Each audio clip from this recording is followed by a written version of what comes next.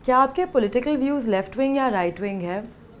Right right always all should be right, no left. क्या सरकार को प्राइवेट बिजनेसेस पर टैक्स कम या ज़्यादा करना चाहिए? देखिए, टैक्स एक ऐसी चीज़ है कि समय समय पर जो आवश्यकता है वैसे करनी पड़ती है। लोगों की अपेक्षा ये होती है कि टैक्स कम होनी चाहिए, लेकिन देश चलाने के लिए पैसे चाहिए और पैसे टैक्स के माध्यम से आते हैं, लेकिन टैक्स शुड बी रीजनेबल। क्या आप एक सामान्य जीएसटी को फ़ायदेमंद समझते हो? जीएसटी देश के लिए फ़ायदेमंद है, जीएसटी बिजनेसमैन के लिए फ़ायदेमंद है और जीएसटी कंज्यूमर के लिए भी फ़ायदेमंद। All in one GST is फ़ायदेमंद है। क्या सरकार को देश में नौकरियां रखने के लिए प्राइवेट कंपनियों को टैक्स बेनिफिट्स देने चाहिए? ज़रूर देने चाहिए। देखिए प्राइवेट सेक्टर जो है बहुत सारे लोगों को रोज़गार उपलब्ध करके देता है। मैं मानता हूं कि सरकार की नौकरियां कम होनी चाहिए और प्राइवेट सेक्टर में नौकरियां ज़्यादा होनी चाहिए, क्योंकि सरकार के ऊपर बर्डन बहुत ज़्यादा बढ़ते जा रहा है इन दिनों में। जहां पर आवश्यकता है वहां पर सरकार नौकरी दे और बाकी प्राइवेट सेक्टर के लोगों को सपोर्ट करना चाहिए। क्या सरकार को किमान वेतन बढ़ाना चाहिए? देखिए, महंगाई जिस तरह से बढ़ती है तो वेतन तो बढ़ना ही चाहिए। एक साधारण व्यक्ति जी सकता है, उतना तो तनख्वाह उसको मिलनी चाहिए। क्या अर्थव्यवस्था के लिए कामगार संगठन फ़ायदा या नुकसान करते हैं? इन दिनों में मैं मानता हूं कि कामगार संगठन भी एक बहुत मैच्योरिटी लेवल से काम कर रही है। बीच के कुछ दशक इस प्रकार के गए जिसमें देश को बहुत खामियाजा भुगतना पड़ा, इन द सेंस कामगारों को बहुत दिक्कतों का सामना करना पड़ा। बहुत सारी फैक्ट्रियां बंद पड़ गई, लोग बेरोज़गार हो गए। लेकिन इन दिनों में मैं मानता हूं कि एक मैच्योरिटी आई है लोगों में। ये अच्छी बात है देश के लिए। क्या सरकार ने हर एक गरीब आदमी के लिए वेतन रोजगार की गारंटी देनी चाहिए? देनी चाहिए। देखिए, सरकार माँ बाप होता है, लोग किसके सहारे जिएंगे? सरकार के सहारे ही जिएंगे ना, तो सरकार ने देनी चाहिए। क्या भारतीय नागरिकों को विदेशी बैंकों में अकाउंट खोल के पैसे रखने की परमिशन मिलनी चाहिए? बिल्कुल नहीं मिलनी चाहिए। अपने देश में जब इतने बैंक है तो विदेश में क्यों रखना चाहिए पैसा? हमने तो ये सोचना चाहिए कि विदेश का पैसा हमारे पास आए। एफडीआई की जब हम बात करते हैं, विदेश के लोग पैसा लाए, यहाँ पर इंडस्ट्री सेट करें, हमारे देश के लोगों को काम मिले, ये हमारी सोच है अभी। और जब जिस दिन हमारा देश भी इतना सुखी हो जाए, संपन्न हो जाए, प्रामाणिकता से विदेश में पैसा रखे, तो वो हम अपेक्षा करेंगे। वॉलमार्ट और टेस्को जैसे अंतर्राष्ट्रीय रिटेल कंपनियों को भारत में बिजनेस करने की अनुमति मिलनी चाहिए? देखिए, हमने WTO एग्रीमेंट साइन किया है। हम ये कहेंगे कि अन्य देश के लोग हमारे देश में ना आए तो हम बाहर जा नहीं पाएंगे। अन्य देश का गुड्स हमारे देश में ना आए तो हमारा देश का गुड्स बना वो भी बाहर नहीं जाएगा। हमने जब वर्ल्ड ट्रेड ऑर्गेनाइजेशन के साथ में एग्रीमेंट साइन किया है तो ये गिव एंड टेक है, गिव एंड टेक है। क्या अपने देश में इंफ्रास्ट्रक्चर बनाने के लिए अंतर्राष्ट्रीय खासगी कंपनियों को बढ़ावा देना चाहिए? देखिए, अभी जो मशीनरी हमारे पास नहीं है, जो टेक्नोलॉजी हमारे पास नहीं है, उसका उपयोग लेना चाहिए। हम सिर्फ हमारे देश के गुणगान गाते रहेंगे तो हम और पीछे रहेंगे। जितना तेज़ी से हमको आगे जाना है हम जा नहीं पाएंगे। जो अवेलेबल है जो चीज़ों की, उसको हमने लेकर आगे जाना चाहिए और हमने ये क्षमता निर्माण करनी चाहिए कि जो आज हम इंपोर्ट करते हैं वो हमारे देश में मैन्युफैक्चर हो। इसलिए तो Modi ji make in India की बात करते हैं। क्या आपको लगता है कि ऊंचे दर्जे के कामगारों को हमारे देश में काम करने के लिए टेम्पररी वीज़ा देना चाहिए? दिया जा रहा है, अभी भी दिया जा रहा है और इसलिए मोदी जी स्किल डेवलपमेंट की बात कर रहे हैं। आज हमारे देश में कुछ ऐसे जॉब है लेकिन हमारे पास कारीगर नहीं है, हम उनको ट्रेन नहीं कर पाए और मोदी जी स्किल डेवलपमेंट के माध्यम से ये प्रयास कर रहे हैं। लेकिन जब तक ये नहीं होता है तब तक विदेश से भी लोग आकर यहाँ पर काम करते हैं तो देखिए उनको भी काम मिलेगा और हमारे लोग भी ट्रेन हो जाएंगे, सीखेंगे। तो ये गिव एंड टेक पॉलिसी है। हम वन वे ट्रैफिक चलता नहीं है, the traffic should be always two ways. Bharat में काला धन वापस लाने के लिए सरकार को प्रोत्साहन या सज़ा का वापर करना चाहिए? देखिए, प्रोत्साहन भी दिया गया है, अपील भी किया गया है। कोर्ट के माध्यम से प्रयास कर रही है। सरकार ने कायदे बनाए हैं, वो अभी अमल में आ रहा है। निश्चित लोगों के अपेक्षा के अनुसार लोगों को ऐसा लगता है कि हम बहुत सारे विकसित देश के, हमारा लाइन अभी हम तो 5वें 6ठे नंबर पर आए। हमारे से बहुत बड़े बड़े देश के लोग हैं तो उनके भी तो कुछ कायदे हैं, नियम है। इन सारे चीज़ों में से रास्ता निकाल कर विदेश में जो काला पैसा गया है वो लाना है तो वो अपने सिस्टम से ही आएगा। लेकिन प्रामाणिकता से हमारी सरकार, मोदी जी की सरकार प्रयास कर रही है, प्रयत्न कर रही है। हम 0.01% भी कहीं हमको कोई आरोप नहीं लगा सकता कि हाँ आपने प्रयास करने में कहीं कमियाँ की है करके। क्या सरकार को बिटकॉइन लीगल बनानी चाहिए? अब मुझे लगता है कि अब नहीं करनी चाहिए। उसके लिए अब हमारा देश इतना फॉरवर्ड नहीं हुआ है। जो मोदी जी ने डिजिटल इंडिया ये सब जो प्रयास किया है उतने तक ही सीमित रहना चाहिए। और किसी भी चीज़ के लिए अभी से हम ना कहना भी बहुत उचित नहीं होगा, लेकिन इस समय हम उसकी आवश्यकता मानते नहीं हैं। हॉस्पिटल और आरोग्य सेवाओं का निजीकरण करना चाहिए कि नहीं? अभी भी निजीकरण है। देखिए, एक दो बात, मैं बहुत ही गरीब परिवार से आया हूँ, लेकिन मैं प्राइवेट कंसेप्ट को थोड़ा ज़्यादा मानता हूँ, क्योंकि देखिए आप वहाँ पर तुरंत निर्णय ले सकते हो। बहुत कम, गवर्नमेंट की बिल्डिंग 4,000 रुपये स्क्वायर फीट रेट में बनती है, तो प्राइवेट सेक्टर में 2,000 रुपये में बनती है, जल्दी बनती है, अच्छा बनता है। तो ये तय करना है आप। ये तो सिर्फ हम बड़े लोगों का विरोध करके गवर्नमेंट के हिसाब से बहुत अच्छा करते हैं, ऐसा भी एक पॉलिटिकल मानसिकता लोगों ने देश में खड़ी की है, but that is not the fact. क्योंकि मैं कॉर्पोरेशन से मेंबर ऑफ पार्लियामेंट तक बना हूँ, तो मैंने कॉर्पोरेशन में किस प्रकार के टेंडर बनते हैं, कितने पैसे ज़्यादा दिए जाते हैं, ये सब मैंने नज़दीक से देखा है। तो मैं प्राइवेट कंसेप्ट को इसलिए मानता हूँ कि जल्दी होता है, सस्ते में होता है, अच्छा होता है। जब तीनों चीज़ों का यहाँ पर फ़ायदा है, तो why we should not accept that. क्या भारत में धर्म पे आधारित राजकीय पक्ष होने चाहिए? देखिए, धर्म की व्याख्या बहुत स्पष्टता की है हमारे देश के लोगों ने। धर्म यानी पूजा करना, वही धर्म है। मानव धर्म, आप अपने आप में प्रामाणिक रहो, जो भी करो अच्छा करो, दूसरे के लिए करो, सबको साथ में लेकर चलो, ये धर्म होता है, ये मानव धर्म है। आप धर्म यानी कोई अगरबत्ती लगा दिया, पूजा कर लिया, ये धर्म नहीं है, मानव धर्म है। और धर्म ही ये मानवता का सबसे बड़ा आधार स्तंभ है। तो धर्म के बगैर तो कोई व्यवस्था चल ही नहीं सकती है। क्या आपको लगता है कि अयोध्या में राम मंदिर बनाना चाहिए? बनाना चाहिए, बहुत जल्दी बनाना चाहिए, क्योंकि राम मर्यादा पुरुषोत्तम राम कहा गया है। तो मर्यादा पुरुष, इंडोनेशिया में भगवान राम के उन दिनों में कॉइन्स बने हुए हैं। यानी भारत देश की विशेषता और विशालता कितनी थी, उसको हमारे देश के लोगों ने कम किया है। और विदेश के लोगों की इसका कोई विरोध नहीं है। हमारे देश के ही कुछ लोग इस प्रकार के हैं जो राम मंदिर के लिए विरोध करते हैं। और मैं पूछना चाहूँगा ये कांग्रेस के लोगों से भी, राम मंदिर का ताला किसने खोला? राजीव गांधी जी ने खोला। मैं कांग्रेस से एक ही अपेक्षा करता हूँ, राहुल गांधी से एक ही अपेक्षा करता हूँ, अपनी बाप की एक इच्छा तो पूरी करे कम से कम। राम मंदिर का ताला उनके पिताजी ने खोला, भव्य राम मंदिर बनने में वो सपोर्ट करे, बात पूरी कर दे, खत्म हो जाती है बात। क्या आप हिंदुत्व के विचारधारा से सहमत हैं? मैं 100% सहमत हूँ। मैं हिंदुत्व का विचारधारा से सहमत हूँ। इसका मतलब ये नहीं कि मैं अन्य धर्मों का विरोधी हूँ। जो देखे, मैं जिस धर्म में पैदा हुआ उसका मुझे गर्व होना चाहिए। जो धर्म में पैदा हुए वो अपना धर्म का गर्व माने, लेकिन हम सब लोग मिलकर भारत देश एक धर्म है, भारत माँ जिसको हम कहते हैं, उसका गौरव बढ़ाए, इतना ही है इसमें। क्या आपको लगता है कि मुगल इतिहास को बच्चों के इतिहास के किताबों से निकालना गलत है? देखिए, इतिहास को तो हम याद नहीं रखेंगे तो हम आगे बढ़ेंगे नहीं। अपने अतीत को, आज मेरी जो भी पॉपुलैरिटी का ये, या तो लोग मुझे मानते हैं कि मैं अपने इतिहास को भूला नहीं हूँ। मैं जहाँ से खड़ा हुआ हूँ, 200 फुट के घर से, जो लोगों ने मुझे नेता बनाया, वो मेरे दिमाग में आज भी है। इसलिए बहुत कुछ पाने के बाद में मैं आज भी ऐसे हूँ। तो ये मेरा इतिहास है। तो देश का इतिहास भी, हमारे देश में मुगलों ने 800 साल आकर राज किया था, यह आने वाली पीढ़ी को पता चलना चाहिए। हमारे देश में 150 साल अंग्रेज़ों ने राज किया था, यह अगली पीढ़ी को पता चलना चाहिए। हमारे देश में सो कॉल्ड पॉलिटिशियन लोगों ने गरीबी के नाम पर 70 साल राज किया, ये भी अगले पीढ़ी को पता चलना चाहिए। इसलिए इतिहास तो पता चलना ही चाहिए लोगों को। क्या जम्मू और कश्मीर को ऑटोनमस स्टेटस देना चाहिए? नहीं, इसके बारे में बहुत गंभीरता से सोचकर बहुत जल्दी से बदलाव लाने की आवश्यकता है। इसमें कश्मीर के लोगों का भी भला है और भारत देश के लोगों का भी भला है। हमारे भारत देश के लोग इतने अच्छे हैं कि इतने सालों से हम इतना सारा कर्जा उठाते हैं, लेकिन फिर भी उद्रेक नहीं होते, एक बहुत बड़ी विशेषता है। और इससे मैं मानता हूँ कि कश्मीर बहुत पीछे जा रहा है। कश्मीर के हमारे जो नौजवान हैं वो बहुत तेज़ी से आगे बढ़ नहीं रहे। किसी व्यक्ति को किसी देश में पैदा होने के बाद में देश के प्रति उसको गर्व महसूस करने का समय अपने जीवन में ना मिले, इससे बड़ा दुर्भाग्य कोई हो ही नहीं सकता। One should be proud of our country. तो मुझे लगता है कि कश्मीर के लोगों को हमको साथ में मिलाकर हमको आगे बढ़ना चाहिए बहुत तेज़ी से। क्या आप जातिवादी आरक्षण से सहमत हैं? मैं दो ही आरक्षण को मैं मानता हूँ, एक स्त्री आरक्षण, एक पुरुष आरक्षण जो भगवान ने बनाया है। बाकी जातिवाद आरक्षण को हमको आगे आने वाले दिनों में उसके बारे में एक मैकेनिज़्म बनानी पड़ेगी। और ये मैकेनिज़्म कोई सरकार ने कायदा बनाकर नहीं चलेगा, हमको सबको साथ में लेकर सबसे बातचीत कर इसका रास्ता निकालना पड़ेगा। और ये एक आरक्षण ख़त्म करने का एक ही जरिया है कि एजुकेशन को बहुत बढ़ावा देने की आवश्यकता है। बच्चे पढ़ेंगे, लिखेंगे, पैसा कमाएंगे, जिसके पास पैसा है उसको कोई आरक्षण की आवश्यकता नहीं। आरक्षण की आवश्यकता क्यों पड़ती है कि वो खाने पीने के उसके वांदे हैं। इसलिए सरकार ने तेज़ी से इस सेक्टर में काम करने की आवश्यकता है। क्या आपको लगता है कि जनसंख्या नियंत्रण के लिए हमारे देश में कोई खास पॉलिसी बनानी चाहिए? मैं मानता हूं कि इस देश का बहुसंख्यक समाज जो है, हिंदू समाज, उसने पॉलिसी बना ली है। उसने पॉलिसी बना ली। मैं मेरे घर में 4 भाई 2 बहन, इतना बड़ा हमारा परिवार था।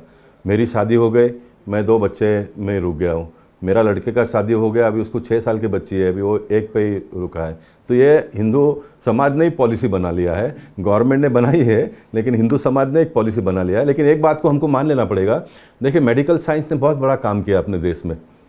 मेडिकल साइंस ने बहुत बड़ा काम किया है। घर में लोग कम हो गए, लेकिन देश की लोक संख्या बढ़ गई। क्यों? मृत्यु का परसेंटेज बहुत घटता गया। चाइल्ड बर्थ ना के बराबर है, ना के बराबर है। तो ये साइंस ने बहुत बड़ा तरक्की किया अपने देश में, इसलिए भी पॉपुलेशन इतना बड़ा है। इस बात को भी हमको भूलना नहीं चाहिए। क्या आप सेम सेक्स शादियों को सपोर्ट करते हो? देखिए, भारत एक विशाल देश है, उनकी अपनी समस्या है, उसको भी अनदेखा करके नहीं चलेगा। लेकिन आप सबको एक साथ में लेकर, ये भी एक सोच के लोग देश में कभी कभी हावी हो जाते हैं और फिर सरकार को भी मजबूरन से कोई ना कोई स्टेप लेना पड़ता है। इसके लिए मैं मानता हूँ कि देखिए, वो भी पैदा हुए, वो भी एक मानव है, लेकिन कुछ कमियां हैं उनमें। लेकिन उनको अपने ढंग से इतने लंबे समय से तो चला ना। ये कोई कांग्रेस के राज में हुआ नहीं है, कोई भारतीय जनता पार्टी के राज में हुआ नहीं। भारत देश इतने लंबे समय से चला आया है, तो सिस्टम उन दिनों में जिस तरह से चला उस तरह से उसको चलना चाहिए। क्या सरकार को फ़ोन कॉल्स और ईमेल्स को मॉनिटर करना चाहिए? ये बातें मीडिया डोमेन में बीच बीच में उठता रहता है, ऐसा कोई इतना होता नहीं है। लेकिन मैं बिल्कुल नहीं होना चाहिए इस मत का भी नहीं हूँ। लेकिन कुछ गलत करने वाले लोग हैं, उनके ऊपर कोई तो कंट्रोल होना चाहिए ना। फिर सरकार क्या करेगी? सब पब्लिक को आप एकदम छोड़ दो तो फिर सरकार का काम क्या बचता है? सरकार का कुछ काम बचता है? अगर मैं बहुत इनोसेंट हूँ, मैं बहुत प्रामाणिक हूँ, तो मुझे किस चीज़ का डर क्यों होना चाहिए? सरकार ने भी अपना काम करना ही चाहिए। मैं अपने आप को बचाने के लिए 10 गलत लोगों को खड़े होने के लिए जगह दूंगा तो इट्स नॉट प्रॉपर। ये अच्छी बात नहीं है देश के लिए। क्या सरकार को सोशल मीडिया साइट्स जिनसे गलत जानकारी और अफवाहें फैलती है को कंट्रोल करना चाहिए? जरूर कंट्रोल करना चाहिए, जरूर करना। देखिए, सोशल मीडिया एक अच्छी चीज़ आई है अपने देश में, उसका हम स्वागत करते हैं, उसका उपयोग भी है, उसके लाभ भी हुआ है। लेकिन सोशल मीडिया के वजह से हमारा जो पूरा ढांचा है वही कभी गिर जाए तो ये भी बहुत अच्छी बात नहीं है। इसलिए कोई ना कोई एक मैकेनिज़्म बनाना चाहिए। और मैं मानता हूँ कि एक मैकेनिज़्म हमने अपने आप से भी बना लेना चाहिए। अनवांटेड चीज़ें हम लोगों ने नहीं डालनी चाहिए सोशल मीडिया। सरकार नहीं कर पाएगी ना सब चीज़ों पर कंट्रोल, कुछ कंट्रोल हमने भी करना चाहिए। क्या आप प्लास्टिक की बंदी से सहमत है? देखिए, प्लास्टिक की बंदी, मैं इंडस्ट्री से आया हुआ व्यक्ति हूँ, इसलिए जिस ढंग से किया गया उससे मैं थोड़ा नाराज़ हूँ। देखिए, कोई भी चीज़ का मैन्युफैक्चरिंग सेक्टर को आप, उससे बहुत सारे लोगों को रोज़गार मिलता है। आप प्लास्टिक नदी नालों में ना जाए, प्लास्टिक के वजह से परेशानी ना हो, उसकी आप व्यवस्था करिए ना। हमारे घर में भी कचरा होता है तो उसको हम रोज़ साफ़ करने की हमने एक व्यवस्था बनाई है। इसलिए लोग घर में ही रहेंगे ना, ऐसा तो कभी हो नहीं सकता है। घर में तो लोग रहेंगे, घर में कचरा आता है तो उसका व्यवस्था कर लो। वैसे प्लास्टिक का भी एक व्यवस्था होनी चाहिए था। अब सभी सरकार के ऊपर या तो कॉरपोरेशन के ऊपर आप डालो और लोग जैसा चाहे वैसे बर्ताव करे तो ये नहीं चलेगा। सरकार ने लोगों को करने दिया और फिर सरकार ने एकदम कंट्रोल में लाने का जो प्रयास हुआ और जिसमें बहुत सारे लोगों का जॉब चला गया, जिससे मैं सहमत नहीं हूँ। क्या पर्यावरण की सुरक्षा के लिए सरकार ने प्राइवेट बिजनेसेस पे कार्बन एमिशंस को कम करने के लिए नियम लगाने चाहिए? देखिए, पर्यावरण एक बहुत अच्छी चीज़ है, पर्यावरण की आवश्यकता है, पर्यावरण के बारे में हम लोगों ने चिंता करनी चाहिए। लेकिन पर्यावरण नाम का एक बहुत बड़ा भूत भी खड़ा किया जा रहा है कुछ मीडिया और सो कॉल्ड लोगों के माध्यम से, तो वो भी अच्छा नहीं है, वो भी अच्छा नहीं है। आज जो पर्यावरण है 10 साल के बाद में वो पर्यावरण निकल जाता है। आज एक बिल्डिंग बांधने के लिए आप परमिशन देते नहीं हो, लेकिन 15 साल के बाद में वहाँ पर आप परमिशन देते हो, तो क्या पर्यावरण की व्याख्या क्या है? गोपाल शेट्टी के लिए एक पर्यावरण और आपके लिए एक पर्यावरण। मैं अगर बहुत बड़ा बिल्डर हूँ तो मेरे लिए कोई कायदा नहीं है, आप आते हो तो आपके लिए एक पर्यावरण के नाम से आपको रोका जाता है। ये नहीं होना चाहिए, एक फिक्स कानून होना चाहिए। यहाँ पर ये होगा, यहाँ पर नहीं होगा। अब मैं एक बात से बहुत दुखी हूँ, आपके मीडिया के माध्यम से पहुँचाना चाहूँगा। बॉम्बे म्यूनसिपल कॉर्पोरेशन ने एक डेवलपमेंट प्लान बना है, जहाँ पर घर बनना है वहाँ पर घर बनेगा ही, लेकिन वहाँ पर अगर पेड़ है तो उसको पेड़ के काटने के लिए कितने प्रकार के सब मुसीबतें खड़े करते हैं। जहाँ पर हाउसिंग का जगह है वहाँ पर he should be have the right to cut the tree and you ask him to plant many more tree. आप एक पेड़ काटो, 5 लगा दो, ये मानसिकता होनी चाहिए।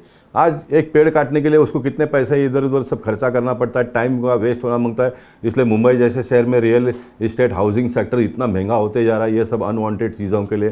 तो मैं कुछ बातों से विरोधी हूँ इस बातों का, लेकिन मेरी बात को या मेरी भावनाओं को कुछ लोग समझते नहीं है, बहुत लंबे समय के बाद में समझते हो। लेकिन ये it should be very much. देखिए, हम सारे देश को बनाने वाले लोग हैं। ऐसा नहीं होना कि किसी एक व्यक्ति बहुत देश के बारे में चिंता करता है और बाकी के लोग कोई नहीं करते, ऐसा नहीं ना। अभी आप मीडिया चलाते हो तो आपको भी तो देश का कोई ना कोई चिंता है ना, इसलिए तो आप ये काम कर रही हो।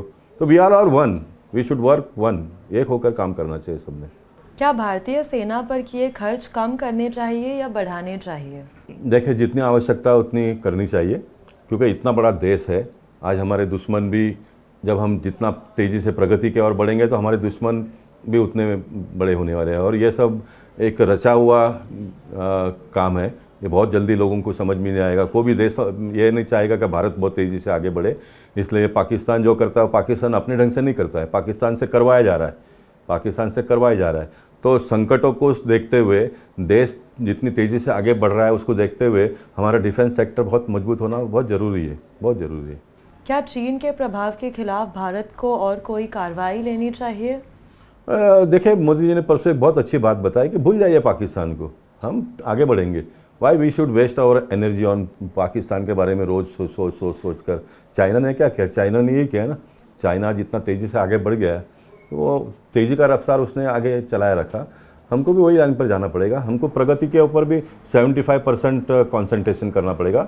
25% इन सारी बातों को टैकल करेंगे। आज भारत देश इतनी बड़ी एक ताकत हो गई है, बहुत जल्दी हमारे ऊपर कोई हाथ डालने का प्रयास नहीं करेगा। क्या भारत को सीरिया से आए हुए रेफ्यूजीज़ को प्रवेश देना चाहिए? देखिए, भारत एक ऐसा हमारा एक कल्चर रहा है पहले से ही। हमने रेफ्यूजीज़ जो होते हैं उनको हमेशा शरण देने का प्रयास किया, जो अच्छे हैं, जो मुसीबत के मारे हैं। मुसीबत खड़ा करने वालों को तो मोदी जी जैसा ठोक रहे वैसा ही ठोकना चाहिए, लेकिन जो मुसीबत के मारे हैं, जिन पर अन्याय हुआ है कोई न कोई कारण से, ऐसे लोगों को समाविष्ट करने का भारत ने हमेशा प्रयास किया है। वो हमारी नीति है, वो हमारा कोई पॉलिसी नहीं है, वो हमारी इनर फीलिंग है, हमारा स्वभाव है, वो तो कायम रहेगा और रहना ही चाहिए।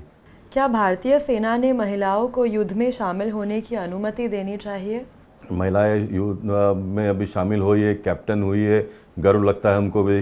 कोई हमारी देश की महिला इतना बड़ा काम करती है तो होना चाहिए, क्योंकि महिलाओं को दबा कर रखना ये अच्छा नहीं का। 50% लोक संख्या है ना, तो उससे देश बहुत तेज़ी से आगे बढ़ेगा जितना महिलाओं का हम कॉपरेशन लेंगे। तो आप वापस जीत गए तो आपके विभाग में क्या बदलाव लाने का वादा देते?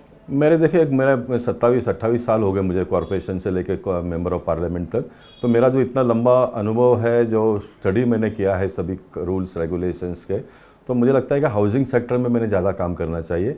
मेरे सरकार ने SRA में बहुत सारे बदलाव ला के रूल्स बदली कर दिए, 305 फुट का कायदा बना दिया, लेकिन जब तक लोगों को घर नहीं मिलता तो कायदे का कोई मायना नहीं होता है। तो इस सेक्टर में मुझे लगता है कि मैंने ज़्यादा काम करना चाहिए। जूने बिल्डिंग जो 50 साल पहले के बने थे वो अब रीडेवलपमेंट के लिए जा रहे हैं। बिल्डर आता है, शिफ्ट कर देता है भाड़े पे, लेकिन 6 महीने के बाद में गवर्नमेंट की पॉलिसी बदल जाती है, बिल्डिंग का काम आगे बढ़ता नहीं है। बिल्डर को कोई मदद नहीं करता है। बिल्डर के पास से डोनेशन लेने के लिए सब जाते हैं, लेकिन बिल्डर जब तकलीफ में आता है तो उसको कोई मदद नहीं करता है। मैं मानता हूँ कि he is also part of the system, because he वो एक व्यक्ति है जो लोगों को घर देने वाला है। हम कायदा बनाएंगे, हम उसके जो दिक्कत है वो दूर करेंगे, लेकिन घर तो वही देने वाला है, तो उसको सपोर्ट किए बगैर ये इंडस्ट्री आगे बढ़ेगी नहीं। तो मैं उस सेक्टर में थोड़ा ज़्यादा ध्यान दे के काम करने वाला हूँ आने वाले दिनों में। I have decided, I have declared it. नौकरियाँ बनाने के लिए आपका क्या प्लान है? नौकरियाँ, देखिए, नौकरियाँ बनाने के लिए अब शरद पवार जी पूछते हैं, मैं कल देखा टीवी में, पूना में कितना इंडस्ट्री किया। आप लैंड एक्विजिशन बिल पास करने में मदद नहीं करते हो। मोदी जी कोई स्कीम लाते हो तो उसको आप अन्य पॉलिटिकल पार्टी के लोग विरोध करते हैं। अब फैक्ट्री नहीं बनेगी तो जॉब कहाँ से मिलेगा लोगों को? इसलिए आज किसानों की हालत ख़राब है, लेकिन फूड ग्रेन बहुत ज़्यादा ग्रो हो रहा है, मोर देन द नीड, आवश्यकता से ज़्यादा ग्रो हो रहा है, इसलिए तो उनको रेट नहीं मिल रहा है, ये एक बात है। और इंटरनेशनल रेट को भी देखकर हमको रेट तय करना पड़ता है, ये दूसरा एक मुद्दा है। लेकिन मैं मानता हूँ कि देश का पॉपुलेशन और देश, हमारे जो बच्चे पढ़ लिख कर तैयार हो रहे हैं, ये क्या करेंगे? खेती करेंगे? नहीं, इनको जॉब देना पड़ेगा आने वाले दिनों में। तो जॉब देने के लिए हमको इंडस्ट्री खड़ी करनी पड़ेगी, मैन्युफैक्चरिंग सेक्टर को हमको बढ़ावा देना पड़ेगा, और ये सारे पॉलिटिकल पार्टी के लोगों को समझाना भी पड़ेगा। ये पॉलिटिकल पार्टी के लोग खाली अपना पॉलिटिकल कैरियर बनाने के लिए देश के साथ में जो खिलवाड़ कर रहे हैं, ये इसको हमको रोकना पड़ेगा आने वाले दिनों में। मुंबई की औरतों की सुरक्षा के लिए आपका क्या प्लान है? देखिए, मैं आपको एक बात बताऊंगा कि मुंबई के पुलिस को हमको दाद देनी पड़ेगी। जितना उनको सम्मान नहीं मिलता है उससे अधिक डिलीवरी वो कर रहे हैं। आज इतने बड़े शहर में लॉ एंड ऑर्डर को इतना मेंटेन करके रखना, इसमें पब्लिक अवेयरनेस का ये पब्लिक एजुकेशन का भी एक भाग है। पहले के दिनों के क्राइम जिस प्रकार के होते थे वो इन दिनों में नहीं हो रहा, वो एक पार्ट तो है। लेकिन उसके बावजूद भी अन्य राज्यों के, अन्य शहरों के बारे में जब हम लोग सुनते हैं तो उसके हिसाब से Mumbai is one of the safest city I will say. लेकिन फिर भी उसमें और भी जो भी सुधारा करने की आवश्यकता है कि वो करनी चाहिए, और हमारी पुलिस कम से कम इस क्षेत्र में हमको उनकी दाद तो देनी पड़ेगी। मुंबई के बिगड़ते ट्रैफिक के लिए आपका क्या सुझाव है? यस, मुंबई के ट्रैफिक के ऊपर हमारे राजकर्ताओं ने ध्यान नहीं दिया, इसलिए मैस हो गया है। मैं धन्यवाद देना चाहूँगा नरेंद्र मोदी जी को और देवेंद्र फडणवीस जी को। मेट्रो का काम इतने तेज़ी से चल रहा है, कोस्टल रोड का काम हमने शुरू किया है। नितिन गडकरी जी सी वे के बारे में बात कर रहे हैं, बात ही नहीं कर रहे, तो कलकत्ता से बनारस तक एक लाइन चालू भी हो गया और आने वाले दिन में बहुत सारे पाइपलाइन में प्रोजेक्ट्स है। मुंबई का कोस्टल रोड एक बार पूरा हो जाएगा, मुंबई का मेट्रो शुरू हो जाएगा। एक रोड खास करके मैंने प्रपोज किया था दहीसर से विराट, जो 25 मिनट में पहुंच जाएगी, उसका काम शुरू हुआ है। एक रोड मैं दहीसर से मलाड तक बना रहा हूँ जिसमें एक भी सिग्नल नहीं आएगा, अंडरपास होकर निकलेगा और 12 मिनट में दहीसर से मलाड हाईवे पहुँच जाएंगे। तो ये सारे होने के बाद में ट्रैफिक समस्या बहुत कम हो जाएगी, और मैं मानता हूँ कि ट्रैफिक समस्या जितनी कम हो जाएगी उतना हमारा वर्किंग सेक्टर के लोग बूम हो पाएंगे। क्योंकि आज आपको बोरीवली से चर्चगेट जाने के लिए मिनिमम 2.5 घंटे और वापस आने के लिए 2.5 घंटे, 5 घंटे लगते हैं। इसमें से 2 घंटा भी हम अगर लोगों को बचाते तो वर्क एफिशिएंसी बढ़ेगा, वो समय पे और ज़्यादा काम करेंगे, पेट्रोल की खपत कम हो जाएगी। मल्टीपल बेनिफिट ट्रैफिक की प्रॉब्लम को सॉल्व करने में है। मुंबई में जो वाटर लॉगिंग होती है उसके बारे में आपका क्या कहना है? देखिए, मुंबई में कुछ ऐसे भाग है जो शॉर्टर टाइप है, ये एरिया ऊपर हो गया, ये एरिया ऊपर हो गया, ये नीचे हो गया। जब तक ये रीडेवलपमेंट होकर एट पार लेवल में नहीं आता तो वाटर लॉगिंग रहेगा। अब हम पंप लगाकर पानी निकालते, ये टेम्पररी है, वो रीडेवलपमेंट करके उसको ऊपर लाना पड़ेगा, एट पार करनी पड़ेगी, तो वाटर लॉगिंग का ये सारा प्रॉब्लम सॉल्व होगा। और मैं मानता हूँ कि रीडेवलपमेंट को थोड़ा हम लोगों ने इंसेंटिव देना चाहिए, बढ़ावा देना चाहिए। कोई करेगा जब ये प्रॉब्लम सॉल्व होगा, वो एक तो होगा ही, लेकिन कुछ जगह पर जाके एडमिनिस्ट्रेशन ने भी अपने माध्यम से भी उसको बूस्ट करके आगे बढ़ाना चाहिए। मुंबई नॉर्थ के रेलवे सुविधाओं पे बढ़ते बोझ के बारे में आपका क्या कहना है? देखिए, ये एक मेट्रो शुरू होना, यानी मैं 2014 के चुनाव में मेरा यही था, आज भी मेरी ये पीड़ा है कि हर साल मुंबई शहर में 3,500 लोग गिरकर कटकर मर जाते हैं। कोई इसके बारे में चिंता नहीं करता है, कोई चिंता नहीं करता है। और ये मेट्रो होने के बाद में उसके लिए मैंने प्रयास किया कि डोर क्लोजर ट्रेन आए, एयर कंडीशन ट्रेन आई, उसमें कम होगा, रेलवे का सब मेट्रो में डाइवर्ट लोग हो जाएंगे, कोस्टल रोड ये सारा होगा, तो ये सिस्टम से ही ये सारा डेथ जो है वो बंद होगा। और दूसरा एक एजुकेशन का भी उसमें लाभ होगा। आज जो लटक के सफ़र करते हैं, मैं भी एक समय में करता था, लेकिन आज डर लगता है, लेकिन वो एक उम्र होता है, तो आगे का कोई सोचते नहीं है, तो गिर कर कट कर मर जाते हैं। बहुत बड़ी चिंता की बात है। मुंबई जैसे शहर में 3,500 लोगों का मरना और उतने लोगों का इंजर्ड होना, इसमें बहुत तेज़ी से काम करने की आवश्यकता है। स्लम्स में सैनिटेशन के काफ़ी समस्या है अभी भी, आप इस बारे में क्या करना चाहते हैं? देखिए, मोदी जी ने स्वच्छ भारत अभियान लाने के बाद में बहुत बड़ा बदलाव आया है।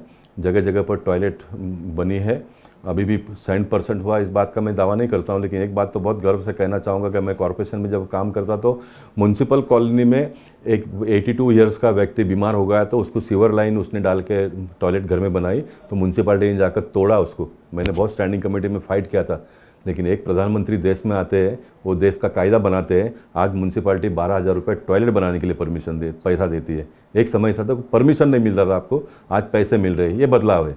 ये एक वोट का ताकत क्या है, ये मोदी जी ने सबको दिखा दिया है। तो ये कॉरपोरेशन भी बहुत तेज़ी से काम कर रही है। मैं आपको एक नई बात बताना चाहूँगा कॉरपोरेशन, क्योंकि मैं कॉरपोरेशन के ऊपर मेरा प्रेम भी है, थोड़ा गुस्सा भी है।